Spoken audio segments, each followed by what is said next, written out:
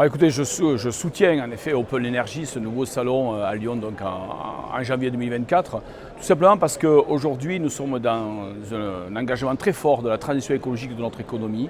Toutes les solutions doivent être mises sur la table pour décarboner notre industrie, décarboner nos transports, décarboner l'agriculture, la production d'énergie.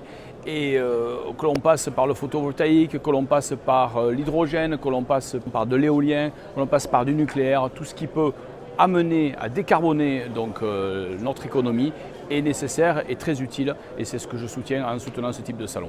Alors déjà, ça va permettre de rapprocher la production de la consommation de la production, pour aller dans le sens que l'on souhaite, mais surtout, je pense que ça va permettre d'optimiser. Je pense qu'aujourd'hui, on a un potentiel global sur les énergies renouvelables d'une manière générale, sur le pilotage donc, de ces énergies renouvelables.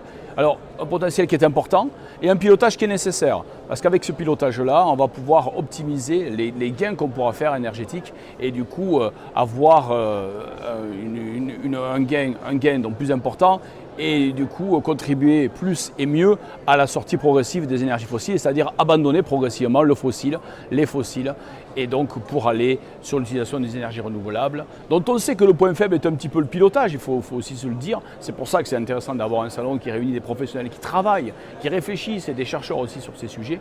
Et puis au-delà du renouvelable, on a aussi tout ce qui relève du nucléaire, tout ceci se complète sur le chemin de la transition. Bien sûr, cette digitalisation, elle est nécessaire, et elle est nécessaire dans beaucoup de nos activités, elle l'est de plus en plus d'ailleurs, mais on est sûrement bien en dessous des capacités que peut nous apporter la digitalisation. Et donc, pour optimiser l'utilisation de l'énergie, il faut que la digitalisation nous apporte des solutions. Et donc, digitalisation et énergie renouvelable sont pour moi deux clés qui nous amène sur le chemin de la décarbonation et derrière participe à aller sur le chemin de la neutralité carbone 2050, qui est l'objectif majeur qui doit nous réunir et nous rassembler. Le potentiel est énorme, c'est fulgurant, il faut aussi l'encadrer et il faut aussi que ça puisse permettre d'entraîner aussi les jeunes générations.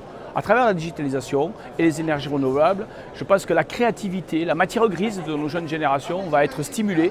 On a besoin pour la neutralité carbone 2050, aussi bien des agriculteurs qui vont permettre d'avoir une agriculture forte pour pouvoir fixer du CO2, que la digitalisation et par exemple nos chercheurs et nos scientifiques qui vont nous permettre d'élaborer de nouvelles techniques donc d'un point de vue des énergies renouvelables, mais aussi la digitalisation qui permettra de faire le lien entre la production des énergies et sa consommation, son pilotage de sa consommation.